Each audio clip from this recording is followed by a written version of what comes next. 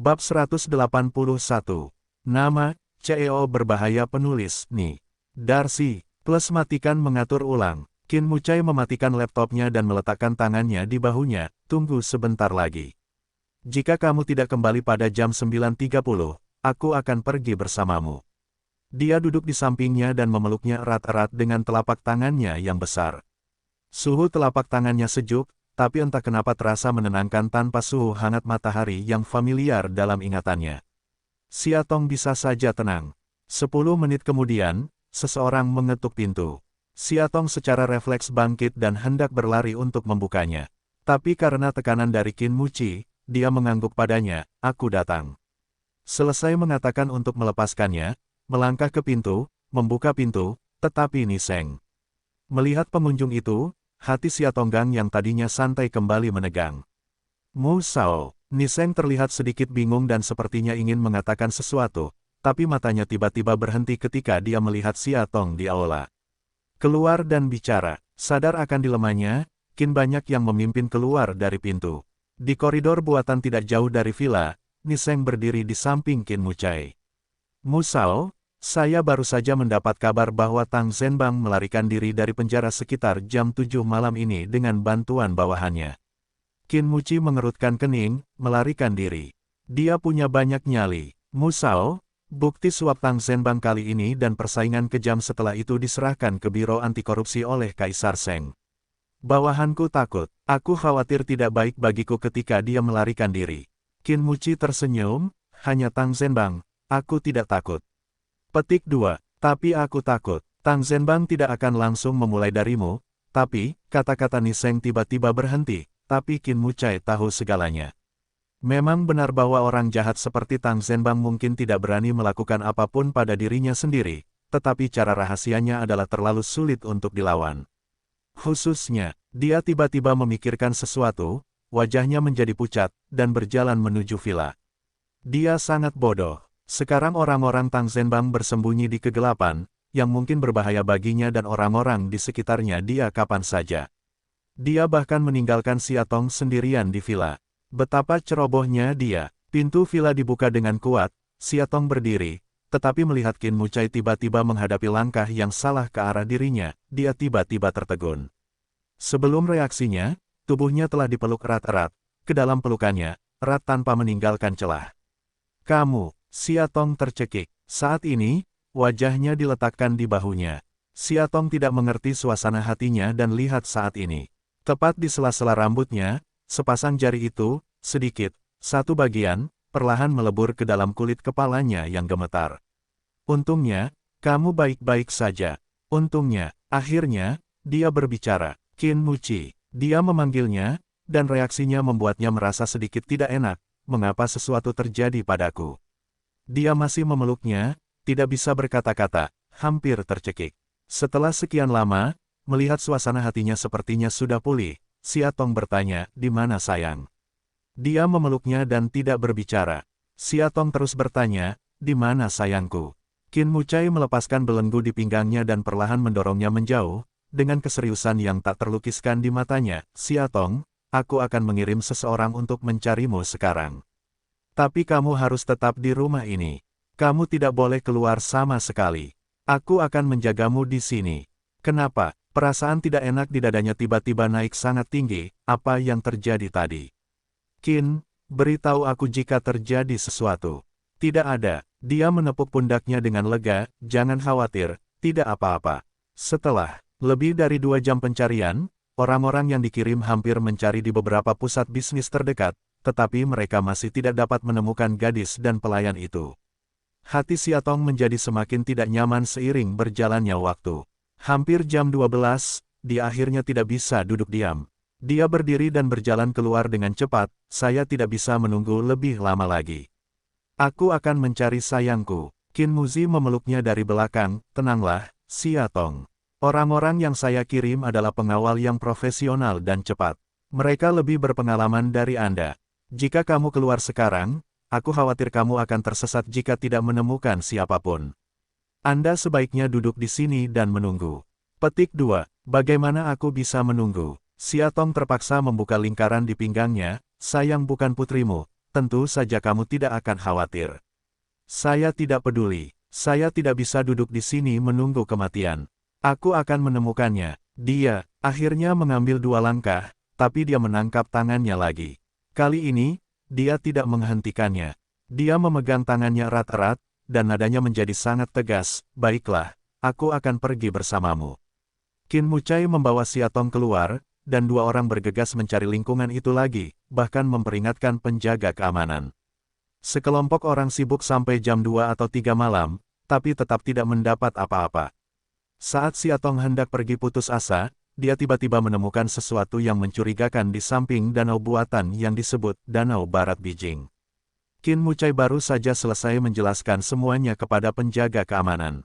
Begitu dia berbalik, dia menemukan bahwa wanita di sekitarnya telah pergi. Hati pria itu erat, mengangkat kepalanya dengan cepat melihat sekeliling lingkaran. Tapi tidak jauh dari danau, Xiatong kembali padanya, berdiri sendirian. Sosok di bawah lampu jalan sangat halus. Dia menghampiri dan menepuk pundaknya dari belakang. Apa masalahnya? Xiatong berbalik dan menatapnya. Wajahnya sangat jelek. Berjabat tangan, menunjuk ke tangan sepasang sepatu anak-anak berwarna merah muda dan ungu. Takut bahkan suara mulai bergetar. Bagaimana melakukan ini bagus. Apa yang harus saya lakukan? Selesai berkata dengan terhuyung-huyung, hampir jatuh ke tanah, mata dan tangan Qin Muci dengan cepat memeluknya. Seluruh wajah Xiatong pucat dan menginginkan selembar kertas. Bagaimana caranya? Sayang, sepertinya benar-benar hilang. Sebuah pabrik militer yang ditinggalkan di pinggiran kota. Dalam kegelapan, pria itu perlahan membuka pintu, dan segera seorang pria pendek muncul. Tuan Tang, orang yang Anda inginkan, saya sudah menangkapnya untuk Anda. Tang Zhenbang mengangguk dan mengeluarkan cerutu. Di belakangnya, seorang wanita dengan kaki panjang dan pinggang tipis memutar untuk menyalakan rokok yang bagus untuknya. Dia melihat lingkungan kotor di sekitarnya dan berkata dengan marah, sayang, di mana ini? Bukankah kita harus terbang ke Amerika sekarang? Mengapa kita ada di sini? Tangan Tang Zhenbang menempel di pinggang wanita itu, dan matanya menatap tajam. Dibekukan selama ribuan tahun, sebelum saya pergi, saya harus menyelesaikan masalah pribadi saya. Dengan itu, dia berjalan masuk. Apakah kamu yakin itu ibu dan anak perempuan mereka? Pria pendek itu segera mengikuti, seharusnya benar. Si kecil telah mengikuti mereka sepanjang hari. Saya melihat dengan mata kepala sendiri bahwa wanita itulah yang menjemput anak itu dari taman kanak-kanak dan kemudian keluar untuk bermain dengan anak itu, di malam hari. Itu benar. Baiklah, Tang Zhenbang mengangguk. Pria pendek itu ragu-ragu sejenak, dan tampak sedikit bingung, hanya saja wanita itu agak aneh. Tang berhenti untuk menatapnya. Dia melanjutkan, dia sepertinya tidak bisa berbicara banyak. Bahasa Mandarin. Dengan keras, Tang Zhenbang membuka matanya dan menyapu mata hitamnya. Kemudian dia memperhatikan 2 sosok yang terikat di sudut saat itu. Anak itu memalingkan matanya yang hitam dan terlihat sangat penasaran. Sementara wanita di sampingnya gemetar. Wanita itu berusia sekitar 30 tahun, gemuk, dengan kulit coklat tua dan bibir hitam tebal. Sadar bahwa seseorang sedang melihatnya, dia segera menyusut. Ada apa denganmu? Tang Zhenbang berbalik dengan api besar, saya membiarkan Anda menangkap ibu dan anak Xiatong, tetapi Anda memberi saya pelayan yang tidak tahu dari negara mana. Bagaimana mata Anda? Apakah ada kesamaan antara kedua orang ini? Mendengar ini, pria pendek itu berkata, Tuan Tang, mohon maafkan saya, Tuan Tang. Oh, sayang, jangan marah. Melihat Tang Zhenbang marah, wanita itu segera memberi dia tersenyum dan membelai dadanya. Maksudmu, Tuan muda Qin tidak menyukai ibunya. Dengan gadis kecil ini, aku tidak takut Qin tidak tertipu. Pelukan dupa yang lembut, kemarahan Tang Zhenbang sedikit mereda, berbalik untuk duduk di kursi kulit merah di tengah ruangan, melipat kakinya. Robek mulut anak itu untukku, dan aku akan menanyakan sesuatu padanya. Pria pendek itu mendengar kata-kata, sibuk maju ke depan, dan menarik lem dari mulut musim panas yang indah. Begitu mulutnya bebas, Xia Guoguai tidak bisa menahan diri untuk tidak mengeluh, aduh, itu membunuhku. Mata hitamnya berputar, dan dia tidak takut sama sekali. Dia berteriak kepada orang-orang di depannya, hei, orang tua itu, apa yang kamu lakukan denganku? Ada 2 hal yang paling dibenci Tang Zhenbang dalam hidupnya. Pertama adalah seseorang menganggap, itu, miliknya tidak baik, dan yang lainnya adalah seseorang menegurnya karena sudah tua. Dia tiba-tiba bangkit, "Siapa kakekmu? Manakah di antara kalian, gadis kecil, yang dapat melihat bahwa aku sudah cukup dewasa untuk menjadi kakekmu? Kamu harus memanggilku paman." "Paman." Xia Guai membuka wajahnya dan tampak jijik, "Kamu bisa membunuh lalat dengan semua kerutanmu. Bagaimana dengan paman? Pergi ke kakekmu." Tang Zhenbang gila, dia baru saja hendak naik, tapi dia dihentikan oleh wanita di sampingnya. Dia berkata, "Tuan Tang, saya akan memberi Anda pelajaran untuk Anda." Dengan itu, wanita itu berdiri, memutar pinggulnya dan pergi ke Xia Guai, berjongkok. Jangkau, buat 5 jari dari baju besi kristal yang indah perlahan membelai wajah Xia Guai, ujung jari dengan lembut meluncur di atas kulit lembutnya, sepertinya berbicara dan sepertinya mengancam, wajah putih yang cantik. Dia mengencangkan kukunya, "Saya tidak tahu bagaimana rasanya meluncur ke bawah. Apa yang diinginkan penyihir tua jahat ini? Apakah diri yang melankolis terlalu jelek untuk waktu yang lama, lalu iri pada wajah kecilnya yang melayang, dan dengan jahat ingin membatasi pengeluaran? Oh, MAIGA, tidak. Dia masih ingin mempertahankan wajahnya dan menikahi saudara laki-laki tampan." Jadi, sebelum ancaman yang lebih kejam dari wanita itu terucap, Xia Guai mulai menangis. "Wow. Manusia bisa dibunuh tapi tidak bisa dihancurkan." Dia lebih memilih kehilangan nyawanya daripada kehilangan mukanya. Wanita itu ketakutan dengan tangisannya yang parau, dan dia tidak dapat pulih untuk waktu yang lama. Tang Zhenbang di musim panas dengan patuh dan tidak berisik, menutup matanya sambil mengusap pelipisnya, berkata, "Lupakan Yuer, kamu yang duluan." Wanita itu berdiri dengan enggan dan berbalik ke arahnya. Dia sedikit tidak tahu malu dan berkata, "Tuan Tang." Melihat penyihir tua itu pergi, Xia Guai berhenti menangis. Dia menatap kaki telanjangnya, mengendus dan berkata, "Paman, sepatu Guai hilang. Saya ingin memakai sepatu." Setelah kontes ini, Xia Guai juga samar-samar memahami bahaya situasinya saat ini. Karena lelaki tua yang bisa berpura-pura mati adalah bos dari kelompok orang ini, dia tidak segan-segan menuangkan sup ekstasi padanya. Tang Zhenbang mengangkat alisnya, jelas senang dengan gelar, "Paman. Carilah sepasang sepatu," katanya kepada lelaki pendek itu. Oh, lelaki pendek itu sudah siap, dan segera membawa sepasang kaus kaki dan sepatu anak-anak. Xia Guai bersandar ke dinding dan meletakkan kaki kanannya di lutut kirinya. Dia tampak seperti rubah yang berpura-pura menjadi harimau. Melihat pria pendek itu datang untuk memakai sepatunya, dia berteriak, "Tidak. Kamu jelek sekali, aku tidak akan membiarkanmu menyentuhku." Petik 2. Xia Guai mengangkat kepalanya lagi, meregangkan dagunya dan menunjuk ke arah Lin Yue, yang penuh dengan baju besi kristal, sambil tersenyum lembut, "Adik cantik, kamu bisa memakainya untukku." Dia gadis yang baik, tapi dia akan membalas dendam. "Beranikah dia mengancamku? Aku akan membuatmu terlihat bagus." "Apa?" Alis Lin Yue terangkat, "Kamu gadis bau, biarkan aku memakai sepatumu." "Tidak." Xia Guai salah memandang Tang Zhenbang, "Paman." Melihatnya dengan air mata, sepasang ingin terjatuh, menangis. Tang Zhenbang dengan gelisah menggosok alisnya, "Yuer, pergi." "Tuan Tang." Wanita menangis ketika mereka dianiaya. Silakan." Tang Zhenbang menyentuh tangannya dengan nyaman, gadis kecil ini menangis lagi, dia benar-benar tidak tahan.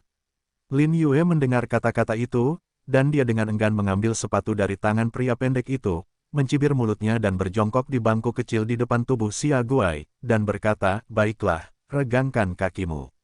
Xia Guai dengan senang hati mengedipkan mata padanya dan merentangkan kaki kecilnya, yang baru saja dia gosok ke tanah.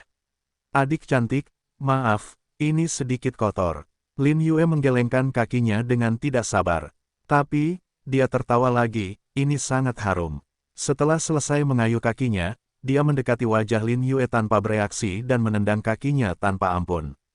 Hanya terdengar ledakan, dan lolongan memilukan seorang wanita datang dari pabrik. Sepanjang malam, Xia Tong sangat gugup. Dia terus berjalan di depan pintu, gelisah. Wajahnya sulit dilihat, seolah-olah dia akan pingsan sedetik kemudian. Qin Mucai mendekat dan menariknya ke sofa. Dia menyerahkan secangkir teh panas, "Minumlah sedikit, kamu terlihat sangat buruk." Xia Tong menggigil untuk memegangnya, menundukkan kepalanya tepat di dekat tepi cangkir, dan tiba-tiba mengangkat kepalanya lagi. Muci, menurutmu kamu telah diculik? Mustahil, belum ada yang menelpon, jangan sampai terjadi penculikan, yakinnya. Mungkin hanya saja pembantu asal Filipina itu tidak sengaja salah mengambil jalan dan tidak bisa menghentikan mobilnya untuk pulang pada malam hari, sehingga kini ia menginap di luar selama 1 malam. Petik 2. Tetapi jika kamu tinggal di luar, Sayang akan meneleponku dan memberitahuku bahwa dia tidak pernah menghilang begitu diam-diam. Qin Muzi berhenti dan kemudian memegang tangannya. Ada bau tenang di matanya, jangan khawatir, aku tidak akan pernah membiarkanmu dan sayangku mengalami kecelakaan kali ini.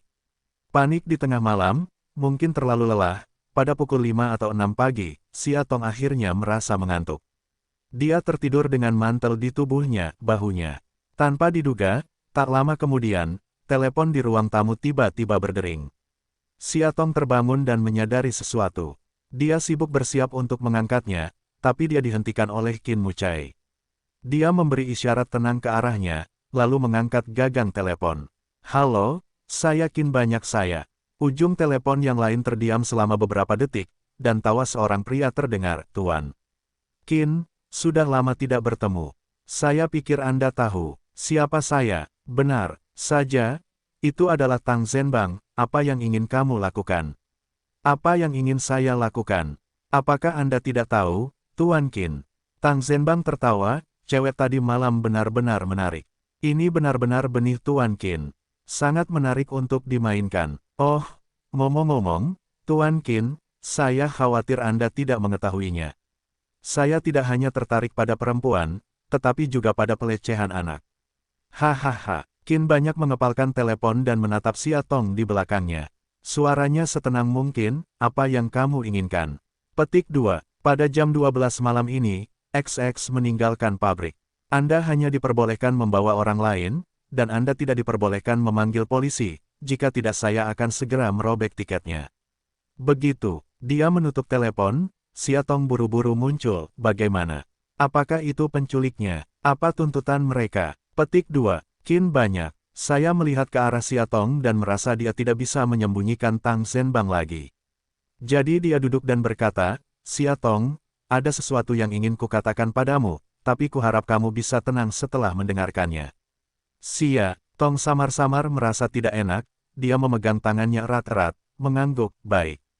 Kamu harus tahu bahwa sebelum Tang Zhenbang ditangkap karena suap dan persaingan bisnis yang kejam, dia akhirnya dimasukkan ke dalam penjara. Saya tahu, buktinya sepertinya dikumpulkan dengan nyanyian. Shen Yin memberi saya bukti, berharap untuk meledakkannya atas nama Diseng. Pada saat yang sama, Diseng bisa memanfaatkan kekacauan Tang dan membeli toko arlojinya dengan harga murah. Xia Tong tidak mengerti, ini tidak ada hubungannya dengan Sayang. Tidak masalah, tapi, dia berhenti dan berkata, tetapi sekarang Tang Zhenbang telah melarikan diri dari penjara. Apa? Xia Tong terkejut dan berdiri, kabur. Ya, bagus sekali. Qin banyak berkata, dia menculikmu untuk mengancamku. Jadi semua yang terjadi tadi malam, tujuan Tang Zhenbang bukanlah untuk patuh, tapi aku. Petik 2. Bagaimana bisa? Xia Tong menjadi bingung. Meskipun dia tidak mengenal Tang Zhenbang, tampaknya karakter pria tersebut sangat buruk karena agresinya yang terus-menerus dan pengabaian yang tidak bertanggung jawab terhadap istrinya.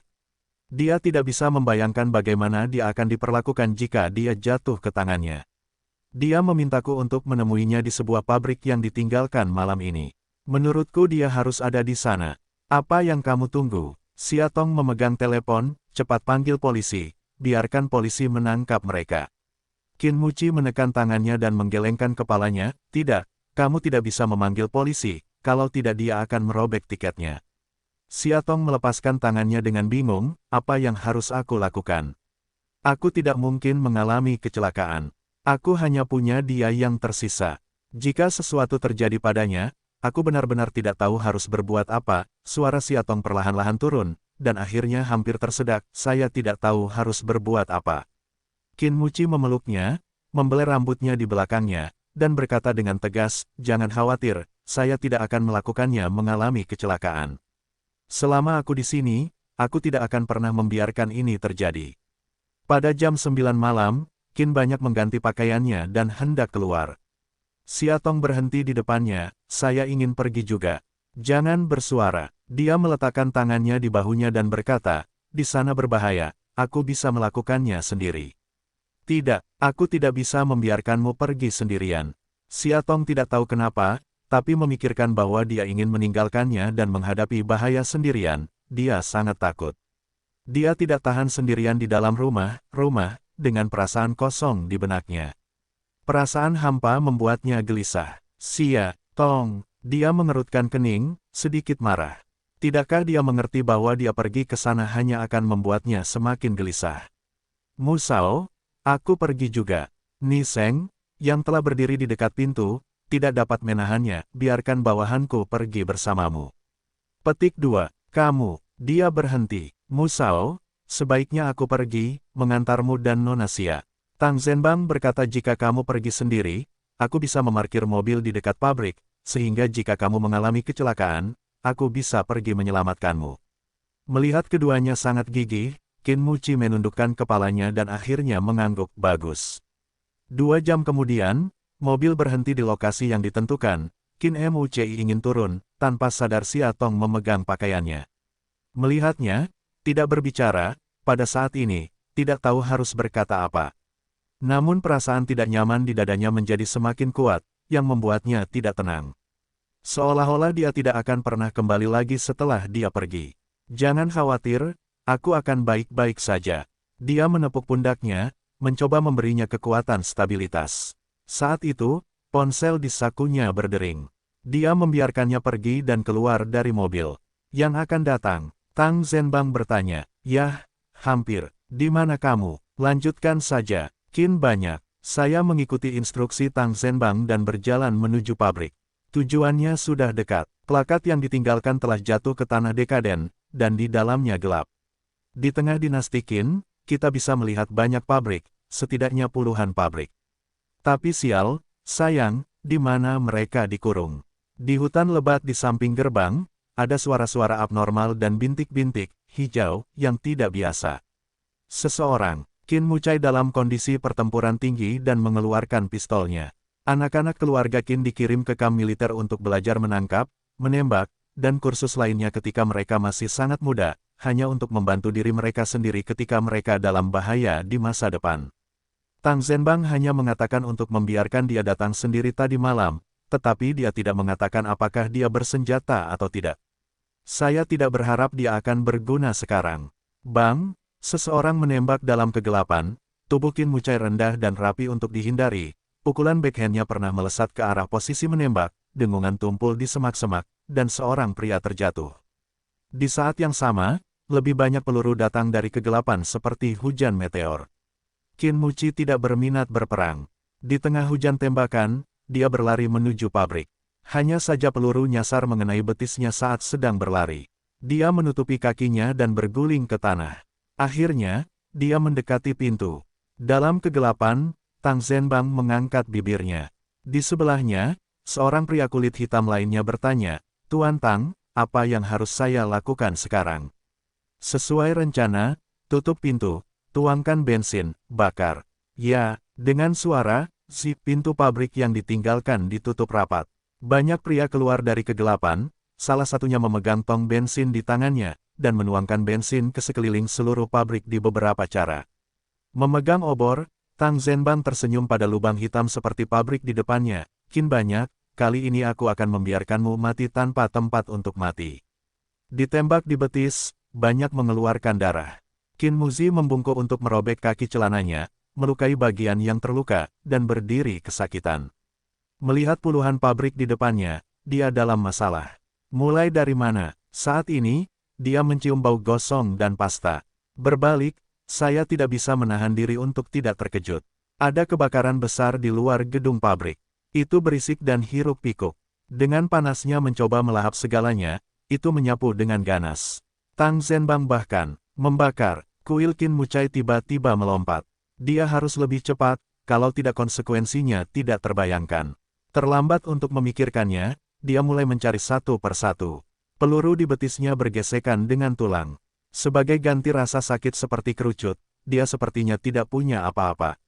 Saat ini, hanya ada satu gagasan di benaknya, dia harus menemukan Xia Guoguai sesegera mungkin. Karena dia berjanji padanya, dia tidak bisa mengecewakannya. Di dalam kendaraan off-road tidak jauh dari gedung pabrik, Siatong melihat api merah di kejauhan dan tiba-tiba menggedor jendela dengan gila-gilaan. Ni Seng, keluarkan aku. Aku akan menemukannya. Keluarkan aku. Dalam hati, tidak pernah ada rasa panik. Rasakan, rasakan, dia akan kehilangan dia. Tidak, Ni Seng menoleh ke belakang dari kursi pengemudi. Maaf, Nona Xia. Mu Shao menyuruhku untuk menjagamu. Aku tidak bisa membiarkanmu keluar. Api Siatong menunjuk ke langit merah dan berkata dengan panik, jangan, tidakkah kamu lihat itu api? Tolong keluarkan aku, dia akan mati, dia akan terbakar sampai mati hidup-hidup.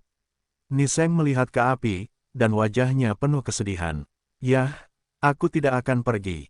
Mengetahui bahwa pria itu tidak akan membiarkan dirinya keluar, Siatong berkata, Ni Seng, tolong temukan cara untuk menyelamatkannya. Kamu sangat kuat, kamu pasti punya cara, kan? Tolong pikirkan bagaimana. Air matanya jatuh, karena ketakutan, karena kegelisahan. Ni Seng berpikir sejenak dan berkata, oke, Nona Xia, silakan duduk di sini dulu. Saya akan pergi dan mencari jalan segera. Selesai keluar dari mobil, mengeluarkan ponsel, segera menelepon. Api semakin membesar, dan perlahan menyebar ke tengah. Qin menemukan satu persatu, dan jalannya penuh darah, merah dan menakutkan. Akhirnya, saya menemukan Xia Guoguai dan pembantu Filipina terikat di bengkel paling dalam. Saat ini, pembantu Filipina itu pucat karena ketakutan dan terus mengatakan sesuatu dalam bahasa Filipina, seperti berdoa. Ketika Xia Guoguai melihat Qin Mucai datang, matanya tiba-tiba memerah. Qin Muci dengan cepat melangkah maju dan merobek lem di mulutnya. Akhirnya, dia tidak bisa menahan tangisnya di pelukannya dengan teriakan, wow, warna jagung, jelek sekali, jelek sekali. Qin Muci setengah memeluknya, menghiburnya, jangan khawatir, ayah akan datang. Petik 2. Suara lembut yang menawan dan dalam kekacauan api, sangatlah berharga dan damai. Saat ini, garis-garis di wajahnya tidak lagi dingin dan keras, semacam kelembutan yang sangat tertutup, menyebarkan sentuhan kelembutan yang nyaris menyayangi. Waktu hampir habis, dan tidak ada waktu untuk membicarakannya lebih lanjut. Dia melepaskan ikatan tali pada gadis dan pelayan Filipina itu satu persatu. Saat dia sedang menyelesaikan masalahnya, dia tiba-tiba mendengar suara aneh, didi-didi. Pada saat ini dalam lingkungan seperti itu, sehingga punggungnya tanpa sadar keluar dari hawa dingin. Saya tidak tahu harus berbuat apa. Hatinya bergetar, tiba-tiba membuka rok musim panas yang indah, dan sebuah bom waktu terungkap. Sialan Tang Zhenbang, bagaimana dia bisa melakukan hal berdarah seperti itu pada seorang anak kecil? Sepertinya kali ini, dia bertekad untuk menenggelamkan mereka sampai mati. Dia mulai menarik bom di belakangnya, tapi dia tidak bisa melakukannya untuk beberapa saat. Tepat ketika dia sedang kesal, pelayan Filipina di sampingnya tiba-tiba membuka matanya lebar-lebar karena ngeri dan berteriak dalam beberapa kata dalam bahasa Mandarin, api, api, betapa besarnya api. Qin Muci berbalik dan melihat bahwa api telah menyebar dari pintu ke pintu gedung pabrik. Waktu sangat berharga, dia tidak punya waktu untuk mengatur bom waktu. Dengan sekilas pandang, dia melihat sebuah jendela tidak jauh dari sana. Dia mengambil kayu pecah di tanah dan melambaikannya ke kaca jendela. Semua dia terdengar bunyi gemerincing dan kacanya pecah. Dia membawa gadis itu ke ambang jendela dan membiarkannya keluar. Kemudian dia membantu pembantu Filipina itu keluar, dan dialah yang terakhir keluar. Saat ini, terjadi banyak kebakaran di luar gedung pabrik, dan tidak ada tempat untuk berjatuhan. Dia mengambil bayi itu dan menunjuk ke tangga terdekat menuju ke atap, lari ke sana, cepat. Pelayan Filipina itu mendengar kata-kata itu, dan segera seperti orang gila, berlari ke sana dengan susah payah. Qin Mucai memegangi Xia dengan patuh di belakangnya.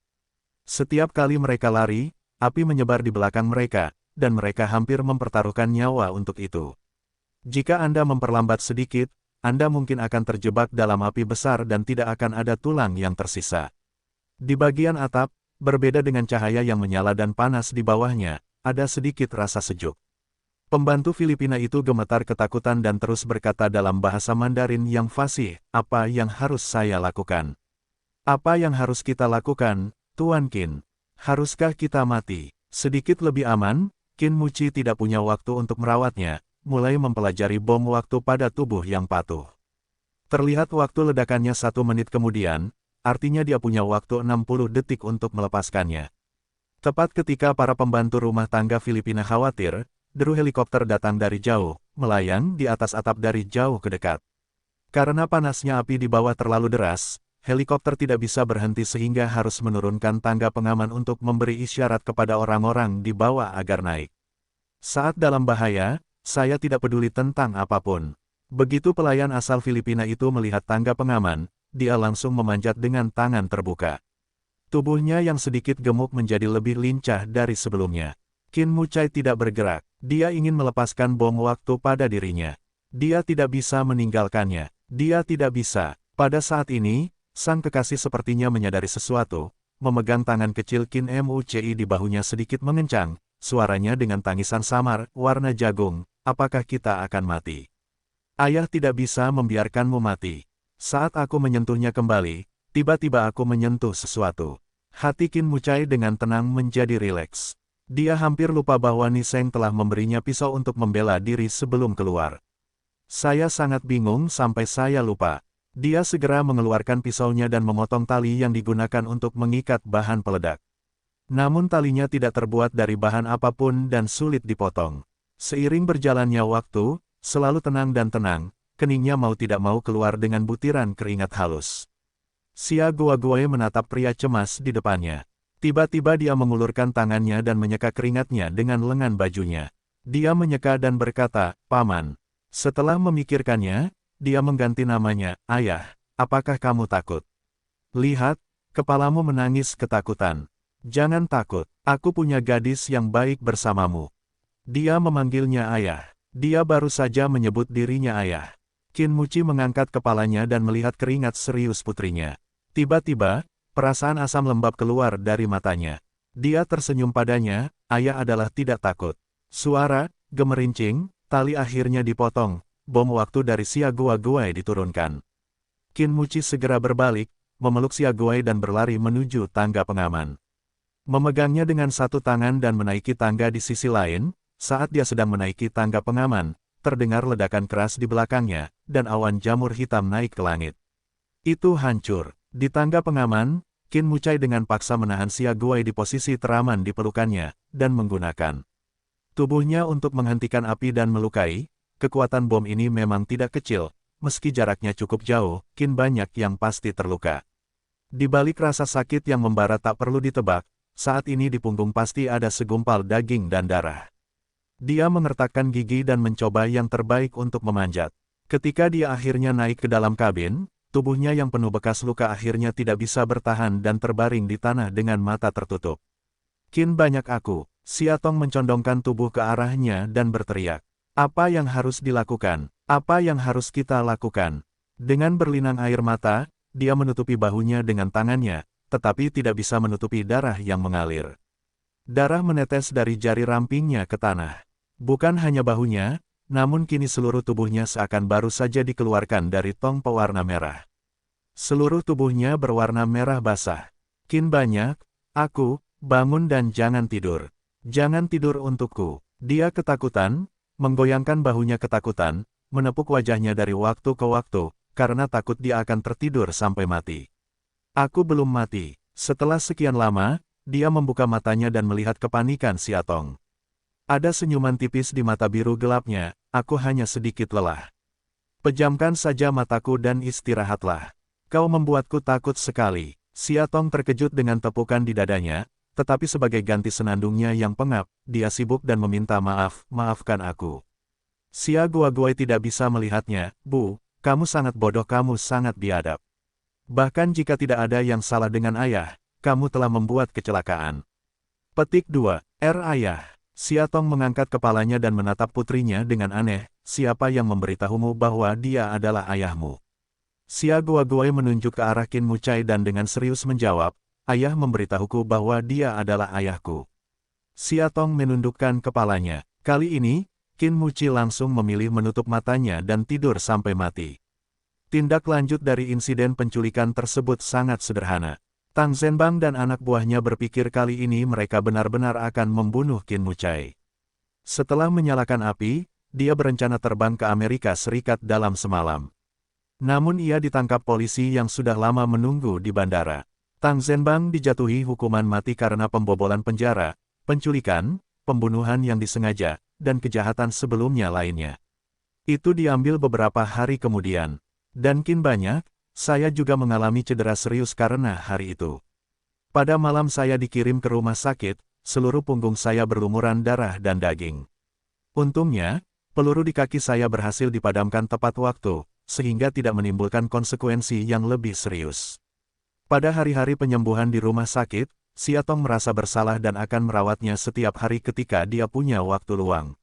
Sore harinya, Siatong mengirim sepanci sup bebek rebus ke rumah sakit. Karena Qin sangat tidak menyukai lingkungan yang ramai dan bising, dia memadati lantai pertama lantai 7 rumah sakit. Hari itu, lift Siatong baru saja tiba di lantai 7, tetapi beberapa perawat berlari keluar dari kamar Qin Muci dengan membawa nampan obat. Siatong menghampiri dan bertanya, apa yang terjadi? Perawat kecil itu menjadi pucat satu persatu, menunjuk ke pintu dan bertanya, apakah suamimu yang tinggal di bangsal ini? Siatong Raotou, tidak, hanya seorang teman. Mendengar kata-kata itu, perawat lain menangkap Siatong dan mau tidak mau menuangkan air pahit. Untungnya tidak, pria di bangsal ini terlihat seperti manusia, tetapi emosinya terlalu buruk. Saya tidak mau menghapus obat, dan aku takut sakit setelah disuntik. Bahkan perawat yang masuk untuk pemeriksaan rutin harus diusir. Kita akan dilempar sampai mati. Olehnya akhir-akhir ini, Siatong mendengarkan keluhan mereka, tetapi semua perhatiannya tertuju pada dengan 4 kata, apakah suntikan takut sakit? Bagaimana mungkin Qin Manyai takut disuntik? Hahaha sungguh menyenangkan. Siatong tidak bisa menahan diri untuk menutup mulutnya dan tertawa. Setelah tertawa, dia melihat orang lain memandang dirinya seperti monster. Dia sibuk dan jujur, dan berkata dengan serius, batuk, dia selalu seperti ini. Jangan khawatir, aku akan masuk sekarang dan memberinya pelajaran. Aku berjanji akan baik-baik saja nanti. Selesai berkata, dorong hingga terbuka pintu bangsal. Karena cedera punggungnya, Qin tidak bisa berbaring saat itu. Dia hanya bisa melepas pakaiannya dan berbaring di tempat tidur. Ada selimut di bagian belakang untuk memblokir bagian-bagian penting. Meski dia tahu bahwa mengintip pria telanjang akan berujung pada mata jarum, hal itu tetap tidak bisa menghentikan apresiasi Siatong terhadap kecantikan. Sosok Qin cukup bagus, proporsinya simetris, dan kakinya sangat panjang. Ia memiliki kulit yang sehat, kulit halus, otot yang terbentuk dengan baik, dan pinggang yang kuat. Itu maskulin dan seksi. Mata Siatong tertuju pada pantatnya, yang ditutupi di bawah selimut dan sedikit terangkat. Berhenti-berhenti, kepala rendah Siatong membaca dalam hati, membawa sup ke depan. Mendengar suaranya, pria itu tidak menoleh ke belakang, dan nadanya tidak sabar, kenapa lagi? Bukankah aku bilang tidak ada obat? Siatong menaruh sup itu di atas meja dan memegangi lengannya ke samping. Saya baru saja mendengar perawat berkata bahwa Anda tidak perlu menyeka obat atau memberikan suntikan. Lihat dia, lelaki itu mengobrol, menarik pandangannya, memandang ke jendela di luar taman, tidak berbicara. Qin banyak, tahukah kamu ada luka di belakangmu? Kamu tidak ingin ini atau itu? Apakah kamu ingin pantatmu membusuk? Kepala sampingnya terlihat sedikit marah. Siatong, bisakah kamu mengatakan sesuatu yang baik? Busuk sekali, dia berhenti, wajahnya tiba-tiba memerah. Melihat reaksinya, Siatong sepertinya mengerti. Dia merendahkan suaranya dan bertanya, Qin banyak, kamu tidak ingin perawat memberimu obat, dan kamu akan mengusir mereka. Itu bukan karena, dia tersenyum licik, karena lukanya sensitif tempat, tidak berani membiarkan orang melihatnya. Qin banyak saya minta maaf. Siatong berkata sambil tersenyum, saya tidak dapat membayangkan bahwa Anda, Tuan Qin, pernah memiliki banyak nefrite yang hangat dan harum, dan telah bersama dengan semua jenis pasangan yang cantik. Bagaimana Anda bisa begitu pemalu sekarang sebagai seorang perawan yang belum pernah menikah? Membuka daging, kamu takut terlihat. Siatong, tutup mulut. Pria itu tidak tega berkata, saya tidak perawan, Anda harusnya tahu betul. Steker bahasa Siatong berkata sejenak, lupakan saja, jangan bicara denganmu. Dia duduk di sampingnya dan berkata, karena kamu sangat canggung, aku akan menghapusnya untukmu. Qin Mucai hanya ingin menghentikannya, tapi dia sudah mengambil satu langkah di depannya dan mengangkat selimut yang menutupi pantatnya. Qin Muci menatapnya dan mengertakkan gigi. Siatong tidak mempedulikannya, mengambil salep yang baru saja diambil dari perawat di sana, dan menyekanya. Salep kuning pucat itu diperas di jarinya dan pingsan.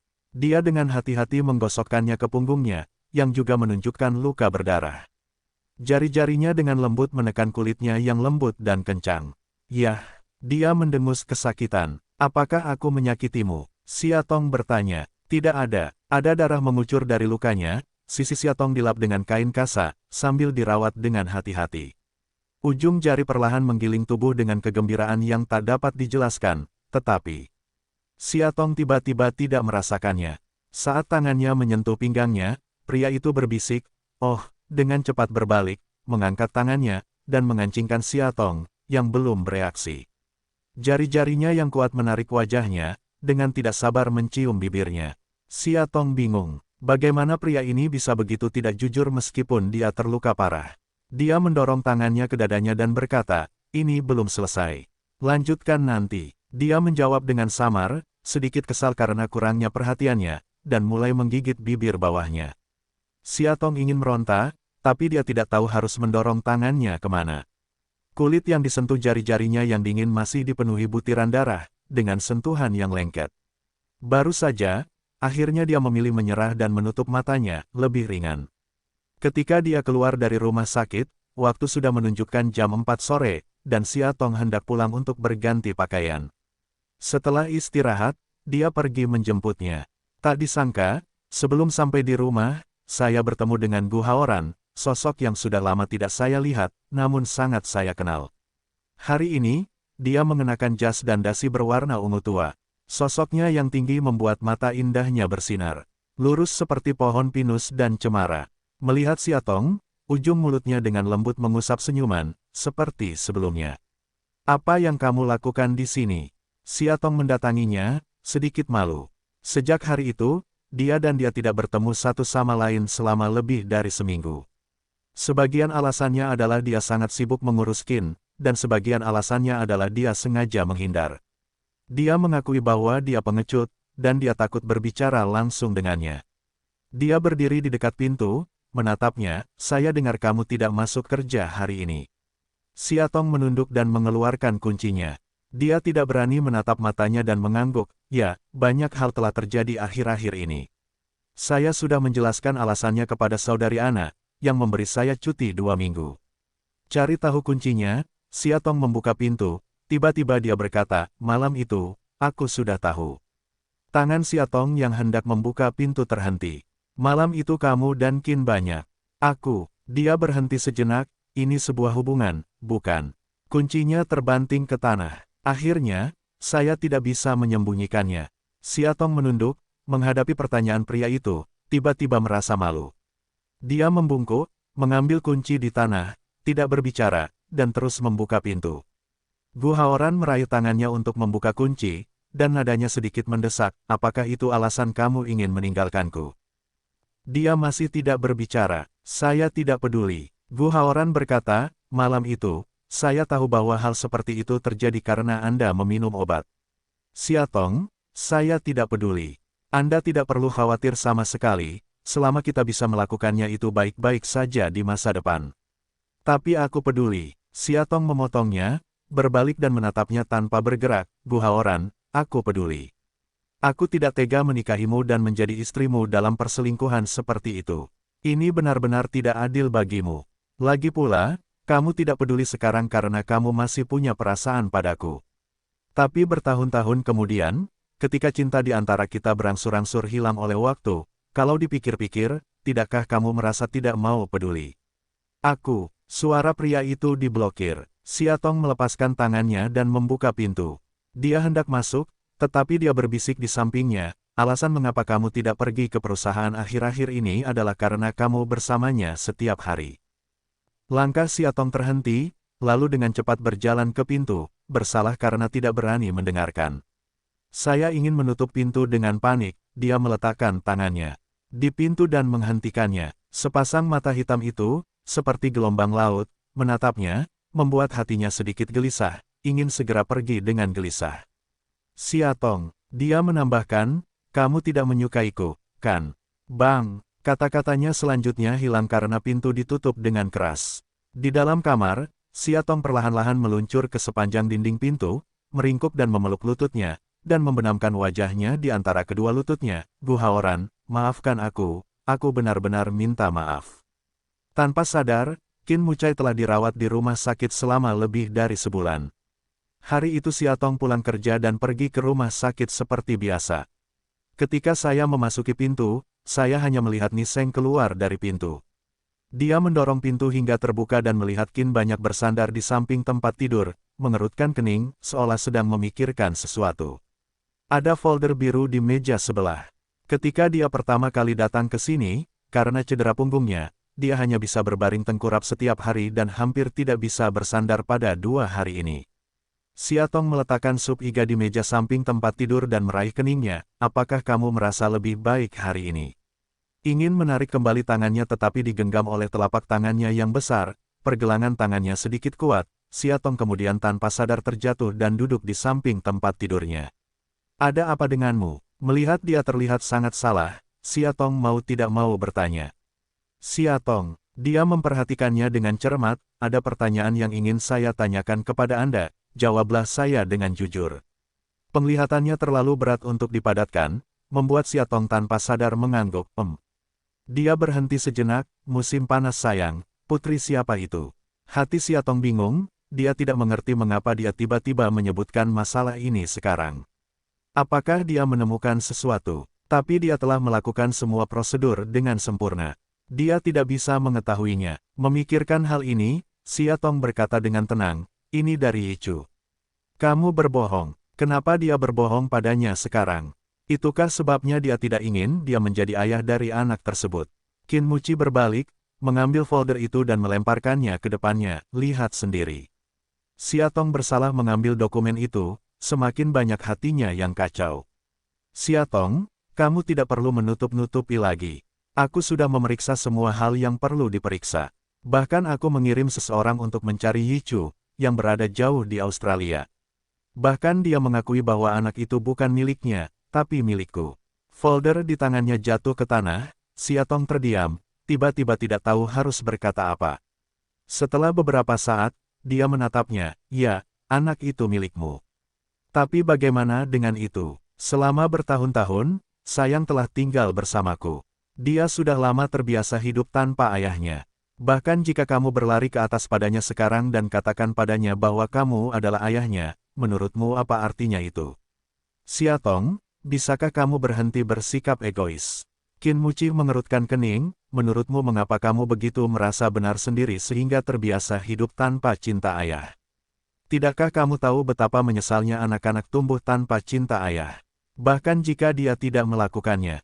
Aku tidak mengerti sekarang, setelah 2 tahun bersikap bijaksana, ketika dia melihat bahwa anak-anak orang lain dicintai oleh orang tuanya dan memiliki 2 kebaikan, tetapi dia hanya memiliki 1, bukankah dia akan cemburu dan kesal?" Siatong terdiam dan tidak bisa berkata-kata. Setelah beberapa saat, dia menggigit bibirnya, "Jadi apa maksudmu sekarang?" Dia meraih tangannya, meremasnya ke dalam hatinya, memusatkan perhatian padanya, dan perlahan melunak, "Kita menikah sekarang, dan kemudian aku akan menebus cinta ayah yang hilang." "Menikah?" Siatong tertegun, tapi percakapan dengan Mina di kedai kopi hari itu tiba-tiba muncul di benaknya. Kenapa dia harus memaksa keluarga Xia gulung tikar? Untuk seorang wanita, Mina berkata sambil tersenyum, "Apakah kamu percaya?" "Wanita, apakah itu Lin Manru?" Suatu ketika, demi seorang wanita yang sudah mati, dia membunuh keluarga Xia.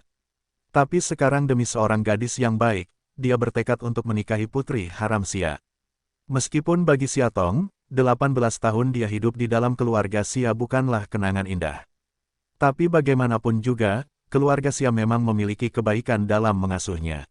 Sekarang, bisakah dia benar-benar melepaskan apa yang dia lakukan pada keluarga Xia dan menikah dengannya demi cinta yang patuh dan utuh? Siatong membuka mulutnya dan tiba-tiba ingin bertanya, "Qin banyak, aku."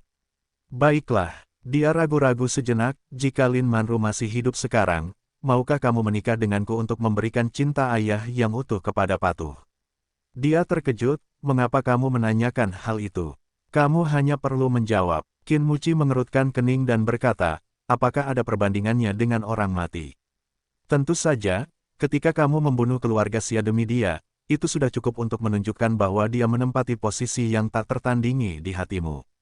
Jika setelah menikah, aku masih tidak bisa menggantikan posisi itu, dan bahkan hidup dalam bayang-bayang wanita lain sepanjang hidupku. Sangat menyedihkan bagi wanita manapun. Apa perlunya pernikahan ini dilanjutkan? Qin banyak. Diamnya aku setara dengan persetujuan. Xia Tong tahu dengan jelas di dalam hatinya, dan berdiri, dalam hal ini, tidak perlu membicarakannya. Aku akan menjagamu. Kamu tidak perlu khawatir. Aku bahkan tidak menginginkan tunjangan. Aku bisa membesarkannya sendiri dan merawatnya dengan baik. Qin Muci meraih pergelangan tangannya dan tertawa. Suaranya sedikit dingin, menurutmu apakah aku akan membiarkanmu membawa Xia Guai pergi ketika aku tahu bahwa dia adalah putriku?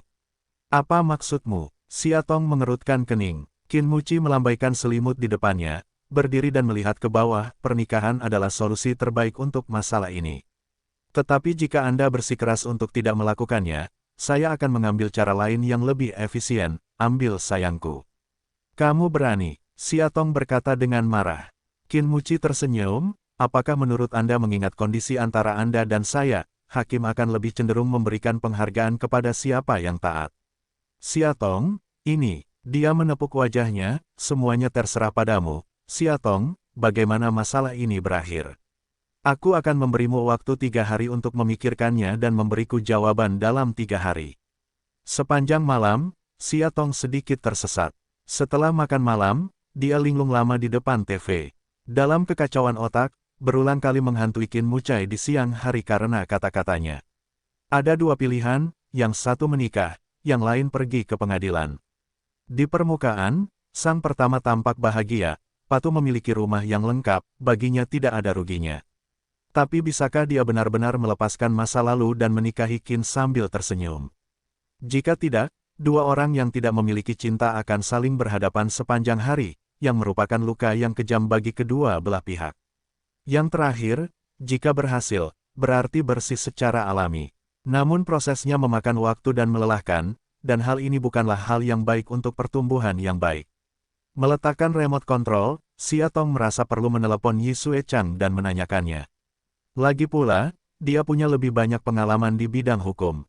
Saat telepon tersambung, Yi Chu terkejut, Tong Tong, sudah lama tidak bertemu, apa yang terjadi? Setelah salam, Xia Tong menceritakan keseluruhan cerita kepada Yi Chuyi, termasuk penculikan sebelumnya, penyelamatan Qin banyak, dan kejadian selanjutnya. Akhirnya, dia bertanya dengan gugup, Yi Sue Chang, dalam hal ini, apakah ada kemungkinan besar aku akan mendapatkan hak asuh yang patuh? Yi Chu merenung sejenak dan berkata, ini tidak bagus. Jika kita harus bertarung, peluang menang mungkin kurang dari setengahnya. Hati Xia Tong terkejut, sibuk bertanya, mengapa? Yi Chu berkata, pertama-tama, kasus hukum hak asuh selalu lebih condong ke pihak ibu. Dan dia sudah lama tinggal bersamamu. Perubahan lingkungan tempat tinggalnya tentu akan berdampak pada pertumbuhannya. Hakim umumnya perhatikan ini, tapi seperti yang baru saja Anda katakan, ada celah besar. Saya khawatir pengacara lain akan mempertahankannya. Celah apa? Xia Tong bertanya dengan nada mendesak. Yi Chu berkata, aku pernah diculik sebelumnya. Sayang diculik oleh orang jahat selama kamu merawatnya. Dia dalam bahaya dan hampir kehilangan nyawanya. Pada akhirnya, dia diselamatkan oleh Qin Mucai, yang sangat ingin memperjuangkan hidupnya.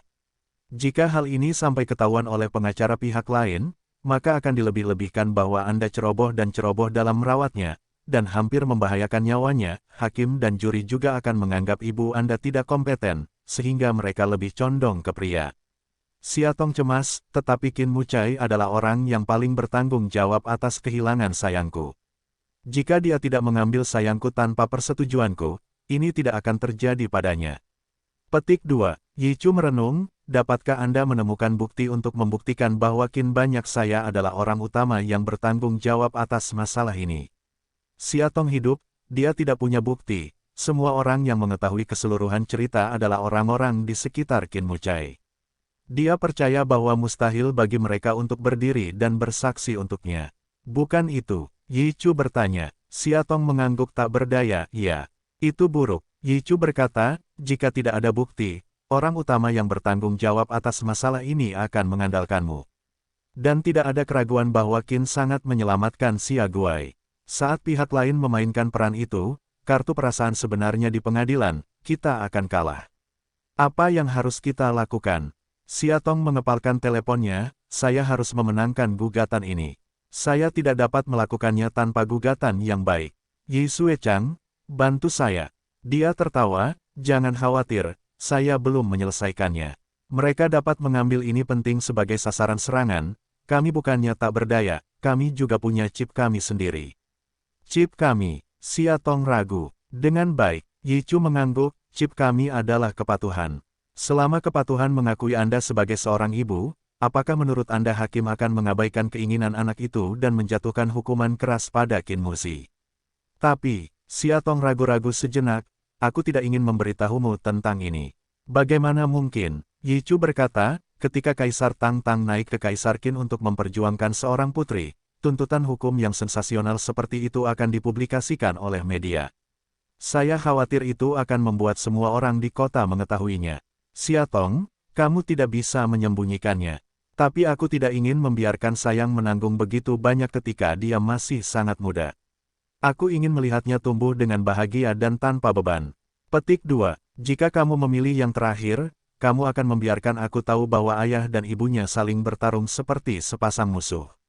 Untuk mendapatkan kepentingan mereka sendiri, dan melakukan serangan nakal, untuk mengungkap bekas luka satu sama lain untuk bersenang-senang. Dia juga pasti sangat sedih. Sadar akan keraguan-raguannya, Yi Chu berpikir sejenak, saya baru saja menyelesaikan gugatan beberapa waktu yang lalu. Saya bebas 2 hari ini. Jika Anda sedang terburu-buru, saya akan terbang kembali besok pagi. Singkatnya, kamu tunggu aku dulu dan jangan membuat keputusan sendiri, tahu? Xia Tong mengangguk, bagus, Yi Sue Chang, tolong kali ini. Keesokan paginya, Xia Tong menyekolahkan putrinya ke taman kanak-kanak. Di dalam bus, Xia Guoguo membawa tas sekolah Mickey yang lucu, di seluruh kursi, dengan lollipop, dan memandang keluar jendela dengan penuh minat. Xia Tong tiba-tiba membuka mulutnya, sayang. Baiklah, Xia Guoguo tersenyum dan menoleh ke belakang, ada apa dengan ibu? Apakah kamu menyukai Qin Su? Apakah kamu mengatakan ayah Qin? Merujuk padanya, mata Xia Guoguo menyipit, Qin Dadi sangat baik. Dia sering memanggil millet lain ke taman kanak-kanak untuk menemuinya, dan membawakannya banyak makanan dan permainan. Anak-anak lain di taman kanak-kanak iri memiliki hal seperti itu. Ayah, mendengar ucapan itu, Xia Tong mengerutkan kening, siapa bilang dia ayahmu? Qin Dadi dan Ni Susu semuanya bilang begitu. Xia Tong menunduk dan tiba-tiba merasa bahwa dia telah menipunya seperti ini, yaitu terlalu egois. Kamu seharusnya punya hak untuk mengetahui seluruh kebenaran. Memikirkan hal ini, dia membungkuk dan bertanya, sayang, maukah kamu tinggal bersama Qin Dadi? Baiklah, sayang cemberut dan berpikir, menggelengkan kepalanya, saya tidak mau. Xia Tong tersenyum, oh, mengapa? Petik 2, aku akan takut tanpa ibu. Xia Guoguo berkata dengan lembut, kecuali ibu dan Guoguo tinggal bersama Qin Dadi, Guoguo tidak ingin sendirian. Dia memeluk pinggang Xia Tong dan berkata, aku tidak ingin sendirian, aku tidak ingin berpisah dari ibu. Xia Tong membelai rambut lembut putrinya sambil tersenyum, tetapi hatinya mulai terasa berat. Sore harinya, ketika Xia Tong pergi menjemputnya, dia diberitahu oleh gurunya bahwa dia telah dipindahkan kepada Tuan TK oleh seorang pria. Setelah mendengar ini, dia segera mengerti bahwa pria itu adalah Qin Banyak, dan dia tidak dapat menahan amarahnya, apakah ada kesalahan? Ada apa dengan taman kanak-kanakmu? Tanpa persetujuan ibu saya akan mengizinkan pria asing memindahkan wanita saya ke taman lain tanpa izin. Ekspresi gurunya juga sangat polos, orang itu mengeluarkan bukti sah bahwa dia adalah ayah yang baik, kami tidak punya alasan untuk menolak. Selain itu, pengacara yang mereka bawa datang dan mengatakan banyak hal secara profesional, yang kedengarannya masuk akal, jadi kami setuju. Xia Tong mendengar, semakin marah, keluar dari pintu, ada panggilan telepon langsung di masa lalu. Beberapa detik kemudian, ketika pria itu menjawab, Xia Tong bertanya, Qin Mucai, apa yang kamu inginkan? Mengapa kamu memindahkan taman tanpa izin? Suara pria itu agak pelan, saya melakukannya demi kebaikan. Tidak peduli apakah Anda memilih untuk menikah atau pergi ke pengadilan, berita bahwa Xia Guoye adalah putri tidak sah Kaisar Qin Mucai pasti akan menyebar ke seluruh dunia. Anda tahu, saya telah membuat banyak musuh dalam bisnis. Jika seseorang dengan hati yang buruk, seperti Tang Zhenbang, menculik saya khawatir konsekuensinya tidak akan seberuntung terakhir kali. Petik 2. Apa yang dia katakan adalah masuk akal dan masuk akal, tetapi kemarahan Xia Tong bahkan lebih buruk lagi. Meski begitu, haruskah Anda berdiskusi dengan saya terlebih dahulu? Saya benar-benar tidak dapat menerima bahwa Anda membuat keputusan seperti ini. Kamu sebelumnya, Xia Tong, apakah kamu setuju? Aku, kata-kata Xia Tong tidak jelas. Singkatnya, tidak peduli bagaimana perkembangannya, putriku adalah sayangku. Aku tidak bisa menyakitinya. Kamu dapat yakin, aku akan menjemputnya di taman. Kanak-kanak Lord, tidak dibutuhkan. Dia dengan tegas menolak, taman kanak-kanak Tuhan dijaga 24 jam sehari oleh orang yang ditugaskan secara khusus, dan ini adalah sistem asrama yang mulia. Pulang ke rumah hanya seminggu sekali. Jika Anda memutuskan untuk pergi ke pengadilan, agar seluruh gugatan dapat diselesaikan dilakukan secara adil dan adil, kita tidak bisa melihatnya sampai hasil gugatannya keluar. Apa? Xia Tong marah. Sebelum hasil gugatannya, dia tidak bisa menemuimu.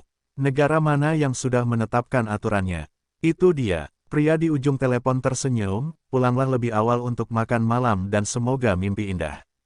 Lalu dia memutus teleponnya. Tunggu. Sebelum Xia Tong selesai berbicara, dia mendengar bunyi bip di telinganya.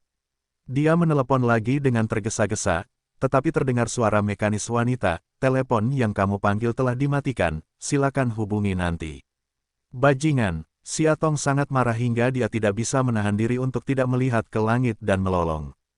Tanpa sayang, Xia Tong untuk pertama kalinya menemukan bahwa ruang kecil di depannya, kurang dari 100 meter, begitu kosong. Di tempat tidur hampir sepanjang malam, masih belum bisa tidur. Dia langsung bangun, mengenakan satu gaun, bertelanjang kaki menyentuh lantai yang dingin, dan berjalan keluar. Seseorang berdiri sendirian di jendela, menantikan cahaya, seperti bintang. Di bawah setiap cahaya, ada cerita. Namun, Xia Tong tidak dapat menemukan lampu untuk dirinya sendiri, maupun rumah yang menunggunya. Di sore hari, kata-kata Qin Mucai sempurna dan tanpa celah, tetapi Xia Tong mengerti bahwa dia sedang mempermainkan taktik psikologis dengan dirinya sendiri. Dia tahu, dia tidak bisa pergi sebentar, sayang. Pilih yang terakhir, dia tidak bisa bertemu kekasihnya setidaknya 1 atau 2 bulan sebelum gugatan berakhir, dan isolasi semacam itu akan membuatnya gila. Jika Anda memilih untuk menikah, tidak akan ada masalah. Dia menyerang hati, dengan perasaan Xia Tong dan ibu putrinya yang patuh untuk melakukan pemaksaan. Tetapi jika dia dibiarkan menyerah sekarang, dia benar-benar tidak berdamai. Dia berpikir bahwa meskipun dia mencobanya, dia harus berjuang untuk hidupnya dan kehidupan setelah ketaatan. Di tengah malam, saya merasa mengantuk, tetapi Xia Tong tidak berbaring lama, tetapi ada panggilan telepon. Dia dengan mengantuk mengangkat telepon, halo. Apakah itu Tong Tong? Saya senior. Xia Tong tiba-tiba duduk, mengantuk dan berserakan, senior, kamu di mana sekarang? Pesawat saya tiba di sebuah kota pada jam 7 pagi. Saya baru saja mengemasi tas saya ke hotel dan segera menelepon Anda, apa yang terjadi? Baiklah. Xia Tong melompat dari tempat tidur, berlari ke kamar mandi, aku akan segera membersihkannya. Yi Sue Chang, tunggu sebentar. Yah, luangkan waktumu. Aku tidak terburu-buru. Aku akan menunggumu di kedai kopi di lantai pertama Hotel Sofia. Tutup telepon, Xia Tong mempercepat kecepatan awan, untuk membersihkan sendiri, menghentikan taksi dan langsung menuju hotel, kata Yi Chu. Memasuki aula, Xia Tong melihat sekilas pria yang dikenalnya. Mengenakan mantel wol kaki Inggris, duduk santai di sofa. Syal berwarna kopi tua di sekitar leher telah dilingkari satu demi satu, dan alis serta mata yang anggun dan tampan samar-samar terlihat di tengah panasnya kopi, yang senyap seperti bunga pir jiao-jiao yang bergulung dalam kegelapan. Menyadari kedatangannya, pria itu menutup bukunya, berbalik dan melambai padanya. Xia Tong sibuk duduk di masa lalu. Begitu kami bertemu, Yi Chu menghela nafas. Berat badanmu turun, dan kamu terlihat kuyu. Xia Tong merasa malu, apakah istirahat semalam kurang baik hanya saja. Banyak hal yang terjadi akhir-akhir ini. Terima kasih banyak. Melihat wajahnya, memerah karena kedinginan, Yi Chu mendorong kopi di depannya, pemanasan dulu. Baiklah, Xiatong memegangnya dan meminumnya. Dia merasakan arus hangat mengalir ke hatinya. Dia bingung sepanjang malam. Dia sedikit stabil. Yi Chu berkata, kamu tidak perlu khawatir tentang tuntutan hukum.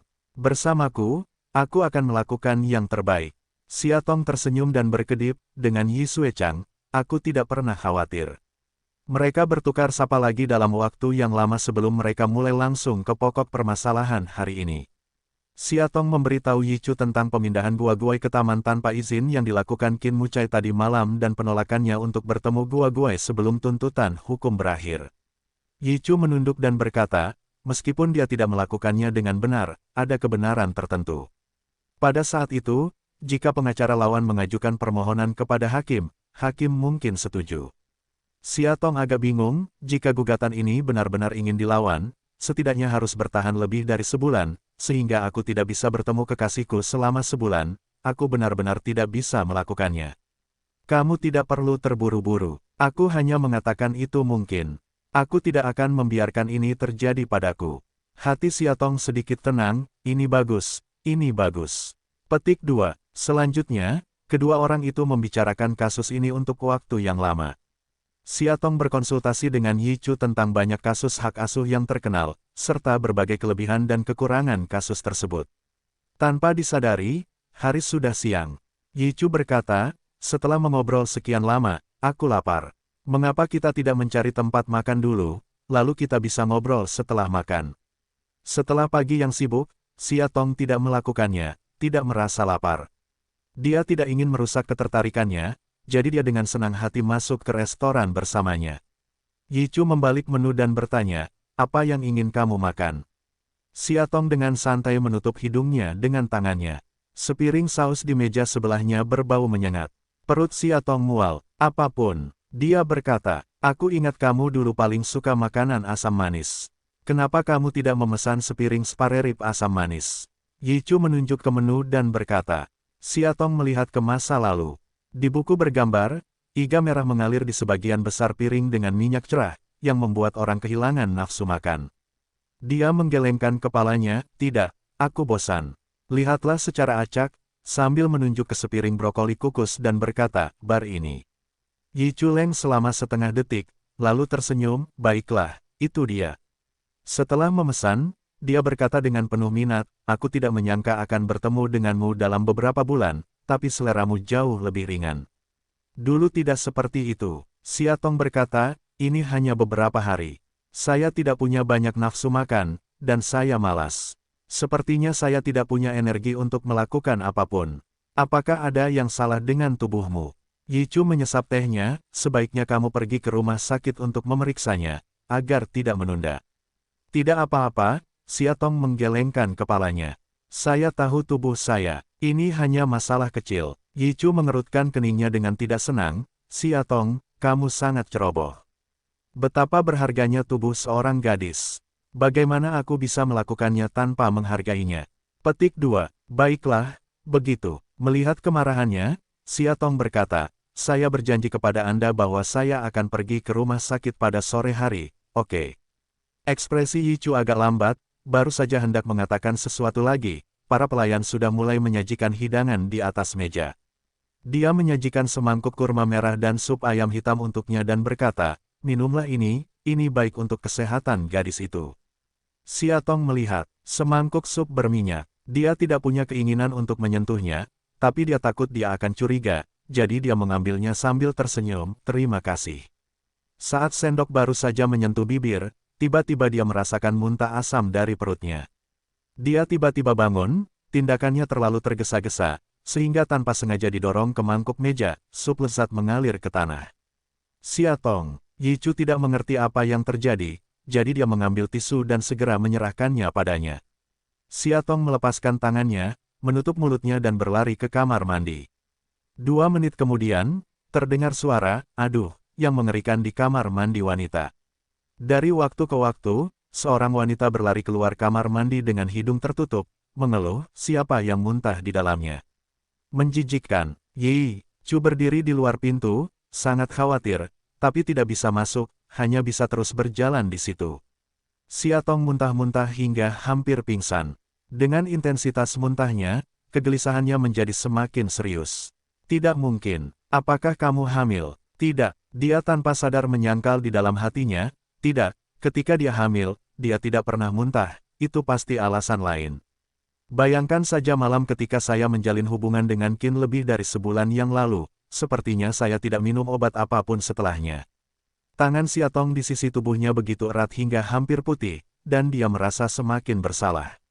Itu tidak akan terjadi, bukan? Begitu dia keluar dari kamar mandi, Yichu memegang bahunya dengan cemas. Bagaimana perasaanmu? Siatong menggelengkan kepalanya dan berbohong, mungkin ini penyakit mah lagi. Aku akan pulang dan minum obat nanti. Dia memandangnya lebih dekat, jelas tidak mempercayainya, lalu dengan keras kepala meraih tangannya dan berjalan keluar. Saya menghentikan taksi dan mendorongnya. Siatong meraih pintu mobil. Yi Suechang, apa yang kamu lakukan? Dia mendorongnya masuk, duduk di dalam dirinya, dan berkata kepada pengemudi, pergi ke rumah sakit yang menenangkan pikiran. Tindakannya yang gigih dan tidak diragukan lagi membuat Siatong sedikit terkejut untuk beberapa saat, dan tidak lagi melawan. Saya tidak bertemu Yi Suechang selama beberapa bulan. Sepertinya dia sudah sedikit berubah. Itu hanyalah perubahan. Itu tidak buruk. Ke rumah sakit, pemeriksaan pertamanya adalah bagian gastroenterologi. Dokter melakukan gastroskopi dan pemeriksaan rutin lainnya, dan tidak menemukan masalah. Lalu dia mendorong kacamatanya dan melihat ke arah Siatong dan Yichu di sampingnya. Dengan pengalaman medis bertahun-tahun, dia memahami sesuatu. Apakah kamu sudah menikah? Dia bertanya. Siatong menjawab, tidak. Apakah kamu punya pacar? Siatong sedikit malu, dulu pernah, sekarang belum. Kapan terakhir kali kamu berhubungan seks? Pertanyaan dokter terlalu lugas. Siatong lebih malu, tapi yang lebih memalukan dari Siatong adalah Yichu yang berdiri di sampingnya. Dia terbatuk sedikit dan berkata, aku akan menunggumu di luar. Yah, Siatong mengangguk, tidak berani menatapnya.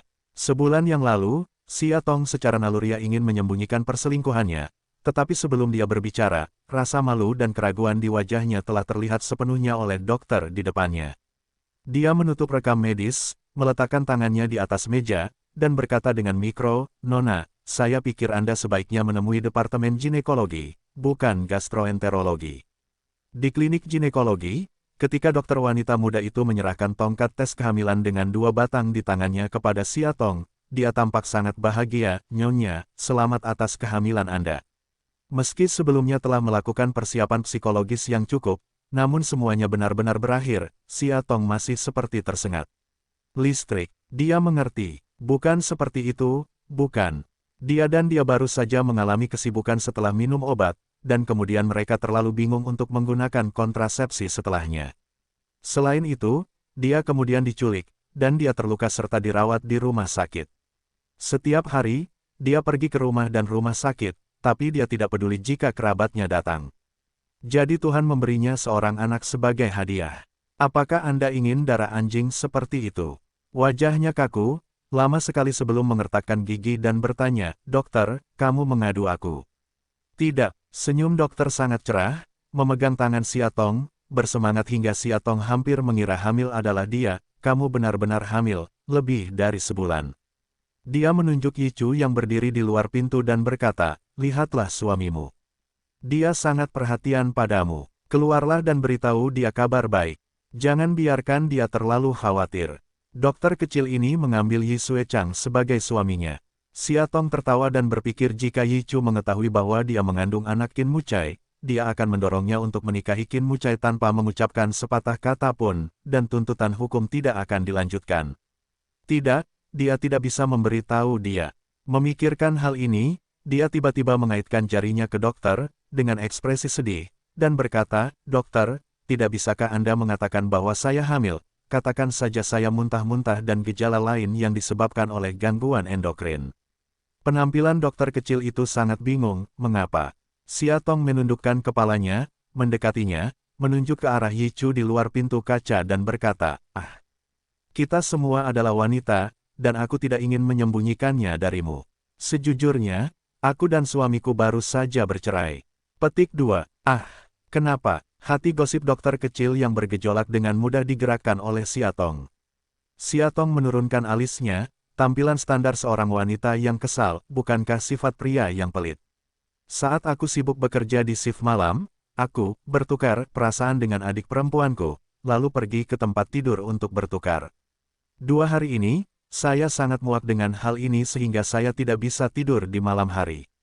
Saya bersiap untuk menceraikannya dan membiarkan dia keluar rumah. Bagaimana saya bisa memberitahu dia bahwa saya hamil? Siatong berkata dalam diam, maaf, Tuan Yi batuk. Ah, bagaimana bisa? Pria yang murahan. Dokter kecil itu menatap Yi Chu dengan kebencian dan mengutuk, pria ini terlihat seperti pria panjang yang sedang menyentuh seekor anjing. Saya tidak menyangka bahwa dia adalah binatang yang berpakaian dan berwajah manusia serta berhati binatang. Saya berharap dia tidak memiliki mata di kehidupan selanjutnya. Siatong menggigil. Apakah itu sangat beracun? Yi Chu di luar pintu memperhatikan matanya dan berbalik untuk tersenyum padanya. Siatong sangat malu sehingga dia tidak bisa berbuat lebih dari itu. 20 menit kemudian, Siatong keluar dari klinik. Yi Chu bertanya, bagaimana situasinya? Siatong menyerahkan rekam medis di tangannya, berpura-pura santai dan berkata, tidak ada, hanya saja terlalu banyak hal yang terjadi akhir-akhir ini, dan tekanannya agak besar, jadi ada gangguan endokrin atau semacamnya. Dokter meresepkan obat untuk itu, padaku, mengatakan bahwa selama aku makan dengan baik, aku bisa menjaga diriku sendiri. Yi Chu menatapnya dengan curiga, benarkah? Kemudian dia melihat rekam medis dari awal sampai akhir, dan kemudian dia memutuskan, kalau begitu kamu harus mendengarkan dokter dan minum obat tepat waktu. Kamu tidak perlu khawatir dengan tuntutan hukum. Aku akan membantumu menyelesaikannya. Siatong mengangguk bersalah, aku akan melakukannya. Kembali ke rumah, tapi bagaimana tidak bisa tenang? Apa yang terjadi? Tiba-tiba di sore hari itu seperti duri di hatinya. Selama dia bergerak sedikit, itu akan menyakitkan. Jeroannya mulai terasa sakit. Dia hamil lagi, atau Qin Mucai.